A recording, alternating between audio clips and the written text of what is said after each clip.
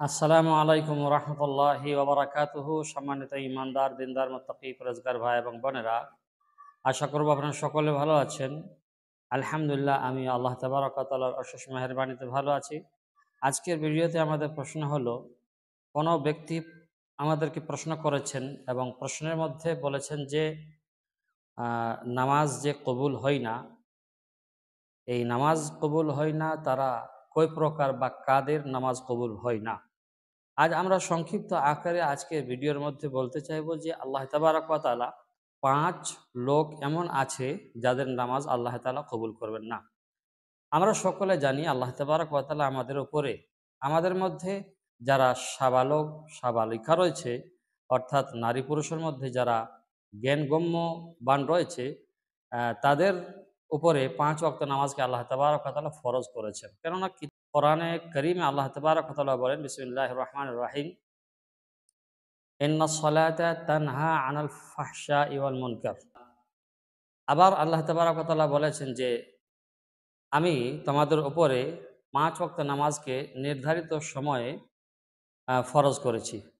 তো নামাজ ছাড়া হলো একটি কবিরা গুনাহ, এবং নামাজ ঈমানের পরে পরে সবথেকে প্রধান এবং সবথেকে বড় হুকুম এবং সবথেকে বড় ফরজ হলো নামাজ। নামাজ ফরজ আইন।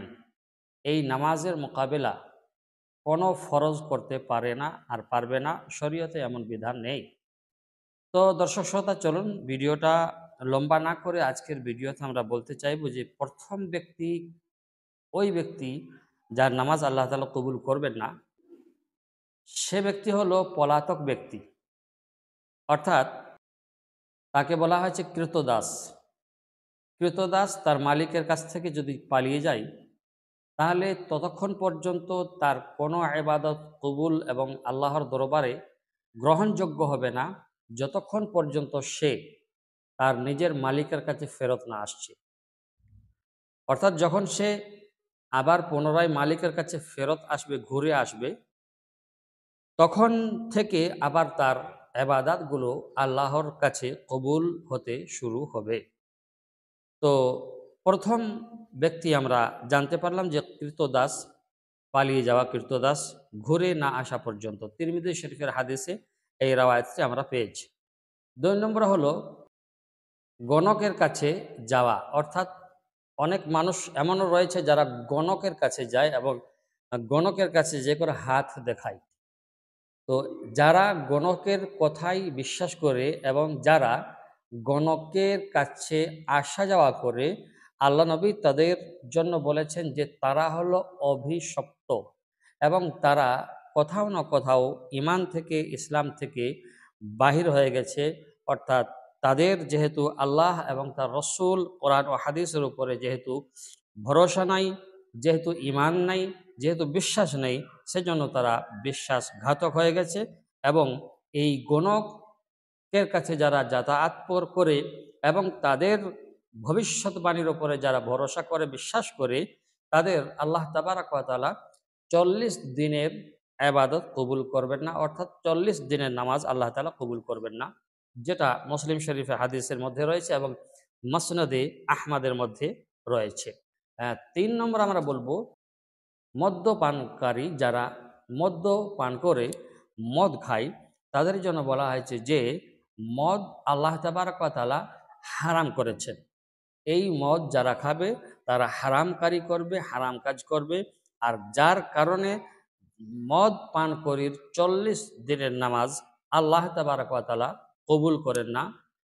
হাদিসের মধ্যে আসছে, সুনানে নেসাইয়ের মধ্যে যেটা আমরা পাচ্ছি। আর ৪ নম্বর হলো যারা নামাজের হক মারে। নামাজের হক কিভাবে মারে? বলা হয়েছে যে যারা নামাজ পড়ে কিন্তু নামাজের মধ্যে রুকু সঠিক করে না, সাজদা সঠিক করে না, রুকু থেকে সঠিকভাবে দাঁড়ায় না, তার আগেই সাজদায় চলে যায়, সাজদা থেকে সঠিকভাবে বসে না, তার আগেই সাজদায় চলে যায়, এইরকম ব্যক্তি যারা নামাজের মধ্যে চুরি করে, তাদেরকে বলা হয়েছে নামাজের হক আদায় করে না। অর্থাৎ নামাজের হক যারা মেরে তাদের নামাজ আল্লাহ তাবারক ওয়া তাআলা কবুল করবেন না। মুসনাদে আহমদ, ইবনে মাজা শরীফের হাদিসে আমরা পাচ্ছি। 5 নম্বরে আমরা বলবো, যারা মুয়াজ্জিনের আজান শুনে মসজিদে জামায়াতের সাথে নামাজ পড়তে আসে না, তাদেরও নামাজ যদি তারা ঘরে পড়ে, তো আল্লাহ তাবারক ওয়া তাআলা তাদের এই ঘরে পড়া বা ঘরে আদায় করা নামাজটা কবুল করবেন না, কোনো শরঈ ওযর না থাকলে। কোনো শরঈ ওযর ছাড়া তাদেরও নামাজ কবুল হবে না। অনেক মানুষ আছে দেখবেন দুনিয়াতে, যে তাদের ইমামদের সাথে পটে না। তারা আলিমও হতে পারে এবং সাধারণ মানুষও হতে পারে। তো যদি আলিম হয়, আ সে মনে করে হয়তো তার থেকে ইমাম সূরা কেরাত হয়তো কমও জানে, এরকমও হতে পারে। তো সে এইরকম যারা বলে যে আমার নামাজ তার পেছনে হবে না, তো এটা তারা ভুল বলে। এটা কোথাও না কোথাও মোছের লড়াই। মোছের লড়াই যখন থাকবে, তখন মানুষ ইমামদের পেছনে কোনো কারণই নাই, বিনা কারণে তারা নামাজ পড়বে না, বিনা শরঈ কারণেই তারা নামাজ পড়বে না। এইরকম লোকের নামাজ বলা হয়েছে আল্লাহ তাবারক ওয়া তাআলা কবুল করবেন না, উপরন্তু তাদের গুনাহ হতে থাকবে।